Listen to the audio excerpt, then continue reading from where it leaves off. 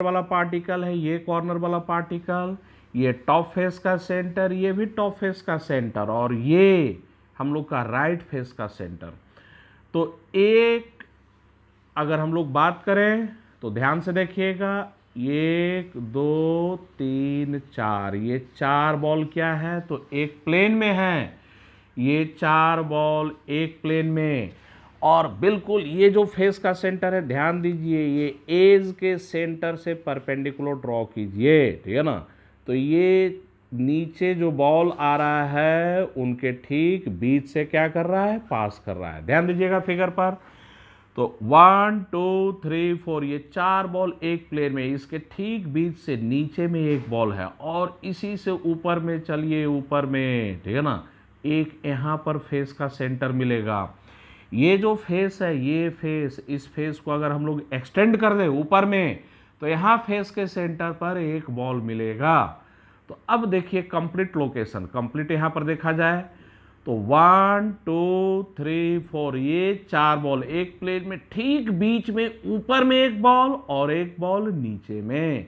तो यहाँ पर भी खाली स्पेस मिलेगा। ये खाली स्पेस कहाँ पर मिल रहा है, एज के सेंटर पर है ये।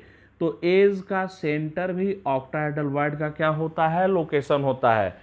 तो एफसीसी में प्रत्येक एज का सेंटर ऑक्टाहेड्रल वॉइड का क्या है, लोकेशन है। तो एफसीसी में ऑक्टाहेड्रल वॉइड का लोकेशन 2 जगह पर, कहां कहां पर, एक एफसीसी के सेंटर पर और दूसरा कहां पर, तो प्रत्येक एज के सेंटर पर। चलिए, तो ये फिगर से क्लियर हो गया, प्रत्येक एज के सेंटर पर। लेकिन ध्यान दीजिए, यहां पर ये जो वाइड स्पेस है, तो जितना भी इसका वॉल्यूम होगा वो पूरा वॉल्यूम 4 यूनिट सेल में बटा हुआ है। गौर से देखिए, एक यूनिट सेल तो ये है, दूसरा यूनिट सेल इधर आएगा, 2 यूनिट सेल, और 2 यूनिट सेल ऊपर में साफ दिख रहे हैं, एक यूनिट सेल इसके ऊपर में और एक यूनिट सेल इसके ऊपर में। तो यहां पर ध्यान दीजिए, ये जो एज के सेंटर पर जो ऑक्टाहेड्रल वॉइड है, ये जो खाली स्पेस है, ये जो वॉल्यूम होगा, ये पूरा वॉल्यूम 4 यूनिट सेल में डिस्ट्रीब्यूट हो गया है। फिर दूसरा पॉइंट ध्यान में रखिए, मैं इस एज की बात करूं तो ये एज, ये इस एज की मैं बात करूं तो देखिए, ये एज 4 यूनिट सेल के साथ क्या है, शेयरिंग में है। तो ये भी याद रखना है, क्यूब का कोई भी जो एज होता है वो 4 यूनिट सेल के साथ शेयरिंग में होता है। तो इस फिगर को देखिए और पॉइंट्स को मेमोराइज कीजिए, कौन कौन सा। तो each edge centre of an FCC, FCC का प्रत्येक एज सेंटर ऑक्टाहेड्रल वॉइड का लोकेशन होता है, और एज के सेंटर पर जो ऑक्टाहेड्रल वॉइड है वो 4 के साथ शेयरिंग में। दूसरा पॉइंट क्या याद रखना है, क्यूब का कोई भी एज कितने के साथ शेयरिंग में, 4 के साथ शेयरिंग में। और अब एफसीसी के सेंटर पर, यहां पर जो ऑक्टाहेड्रल वॉइड था सेंटर पर, भाई वो तो कंप्लीटली अंदर में था, किसी के साथ शेयरिंग में नहीं था। तो एफसीसी के सेंटर वाला किसी के साथ शेयरिंग में नहीं होता है।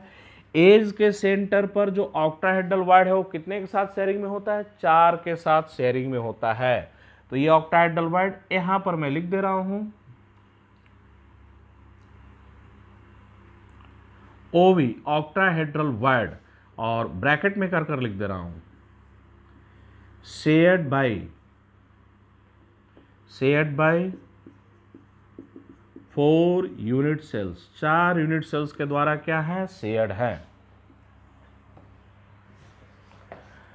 तो each as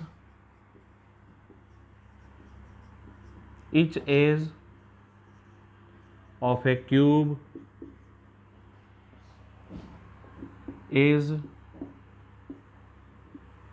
shared, each edge of a cube is shared by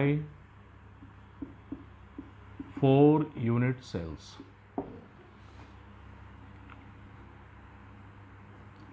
Center of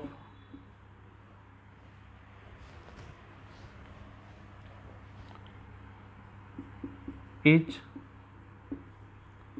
edge center, each edge center of an FCC is the location of octahedral bond. ये बॉक्स में मैं ये पॉइंट घेर रहा हूँ, ये पॉइंट बॉक्स में घेर रहा हूँ। तो ऑक्टाहेड्रल बॉन्ड का लोकेशन दो जगह पर, एफसीसी के सेंटर पर और प्रत्येक एज के सेंटर पर।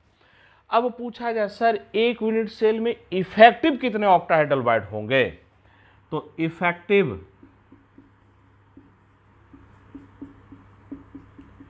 Number of octahedral bond in FCC unit cell, FCC unit cell में effective number of octahedral bond कितने, तो काउंट कीजिए एक एक कर एज के से सॉरी एफसीसी के जो सेंटर पर है, यहां पर जो ऑक्टाहेड्रल बॉन्ड है वो completely inside the unit cell, तो इफेक्टिव कितना हो गया 1। और एज के सेंटर पर चलें तो 12 एज मिलेंगे, 12 एज, तो 12 ऑक्टाहेड्रल बॉन्ड एज के सेंटर पर, 12 एज 12 ऑक्टाहेड्रल बॉन्ड एज के सेंटर पर, और वो 4 के साथ शेयरिंग में है। तो अपने में कौन सा हिस्सा रहेगा 1/4, तो अपने में उनका रह गया 1/4। अब इसको हम लोग सॉल्व करते हैं तो इक्वल टू कितना आ जाएगा, तो इक्वल टू 4 आ जाएगा। तो ये भी पॉइंट याद रखना है, एफसीसी में एक यूनिट सेल में effective number of octahedral bond कितने होते हैं, तो 4 होते हैं। तो एफसीसी में एक यूनिट सेल में effective number of octahedral bond 4 होते हैं। और ध्यान दीजिए यहां पर ऑक्टाहेड्रल बॉन्ड में जो स्फीयर आकर एग्जैक्टली फिट होगा वो कितने के साथ टच में रहेगा, 6 के साथ टच में। ये पॉइंट भूलना नहीं है, ऑक्टाहेड्रल बॉन्ड 6 स्फीयर के बीच का बॉन्ड था, जो भी स्फीयर बीच में जाएगा एग्जैक्टली फिट होगा वो 6 स्फीयर के साथ टच में रहेगा। अब हम लोग निकालेंगे जो भी स्फीयर ऑक्टाहेड्रल बॉन्ड में गया और एग्जैक्टली जाकर फिट हो गया उसका रेडियस कितना होगा।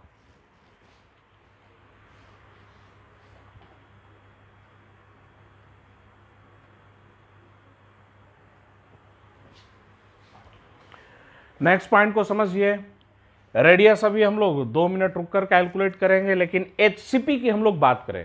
सर ये तो आपने एफसीसी में बता दिया कि एफसीसी में एक यूनिट सेल में इफेक्टिव 4 ऑक्टाहेड्रल बॉन्ड होते हैं, एचसीपी में कितने होते हैं, तो ध्यान दीजिए स्टेटमेंट पर, in HCP unit cell there are 6 octahedral bond. तो एचसीपी यूनिट सेल में 6 ऑक्टाहेड्रल बॉन्ड होते हैं and all are completely inside the unit cell, और सब के सब यूनिट सेल के अंदर में ही है। तो ये बताइए 6 ऑक्टाहेड्रल बॉन्ड सब यूनिट सेल के अंदर में ही है, तो इफेक्टिव भी कितने हो जाएंगे, 6 ही हो जाएंगे।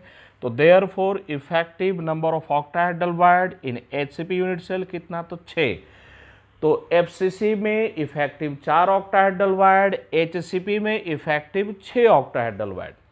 चलिए अब हम लोग आते हैं ऑक्टाहेड्रल बॉन्ड के रेडियस पर, कि जो भी स्फीयर ऑक्टाहेड्रल बॉन्ड में एग्जैक्टली जाकर फिट होगा उसका रेडियस कितना होगा। तो एफसीसी में ऑक्टाहेड्रल बॉन्ड का लोकेशन 2 जगह पर था, कहां कहां, तो एक एफसीसी के सेंटर पर, दूसरा एज के सेंटर पर। तो ये एज का सेंटर वाला लिया गया है, ये ऑक्टाहेड्रल बॉन्ड एज का सेंटर वाला। ध्यान दीजिए जो भी स्फीयर ऑक्टाहेड्रल बॉन्ड में जाएगा वो 6 के साथ टच में रहेगा। तो ये जो एज के सेंटर पर है वो 6 के साथ टच में, तो इन दोनों कॉर्नर के साथ क्या है, वो टच में है, इन दोनों कॉर्नर के साथ टच में।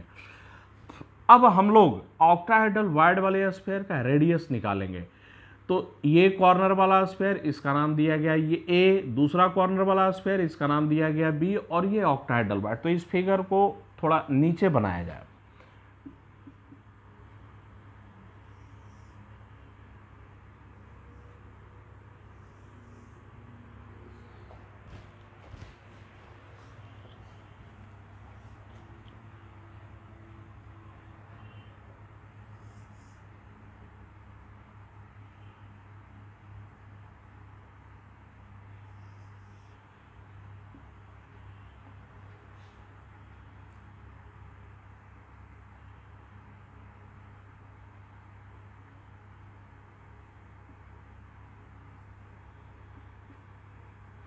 चलिए ध्यान दीजिए, ये स्फेयर ए है, ये स्फेयर बी है, कॉर्नर वाले, और ये हम लोग का यहाँ पर ऑक्टाहेड्रल वॉइड का सेंटर, ये ऑक्टाहेड्रल वॉइड है।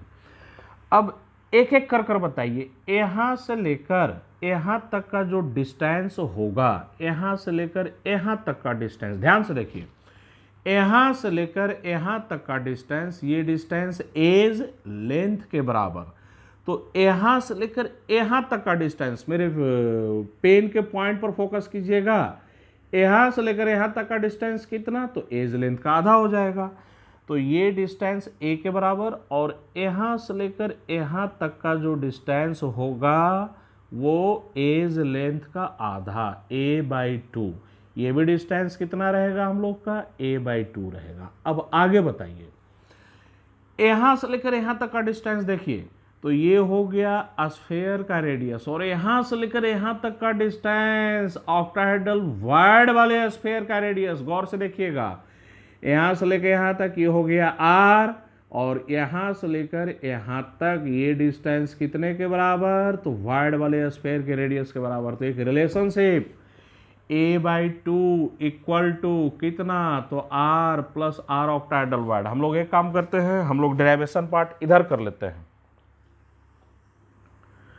मैं फिर से रिपीट कर रहा हूं, यहां से लेकर यहां तक का डिस्टेंस कितने के बराबर, तो a/2 के बराबर। तो ये मैंने लिख दिया a/2 इक्वल टू, अब ये बताइए, यहां से लेकर यहां तक हो गया r, और ये हो गया वॉइड वाले स्फेयर का रेडियस, तो a/2 equal to r plus r octahedral void. FCC के स्ट्रक्चर में a बराबर कितना होता है, 2√2r, ये आ गया divided by 2 equal to r plus r octahedral void. अब इसको हम लोग सोल्व करेंगे, तो सोल्व करने पर ऑक्टाहेड्रल वॉइड वाले स्फेयर का रेडियस 0.414 आएगा। बिल्कुल इंपॉर्टेंट पॉइंट, कैसे याद रखेंगे, तो जो भी स्फेयर ऑक्टाहेड्रल वॉइड में जाकर एग्जैक्टली फिट होगा, कोई डिस्टॉर्शन नहीं लाएगा, उसका रेडियस कितने के बराबर, तो 0.414 r के बराबर। चलिए आप लोग उतारिए।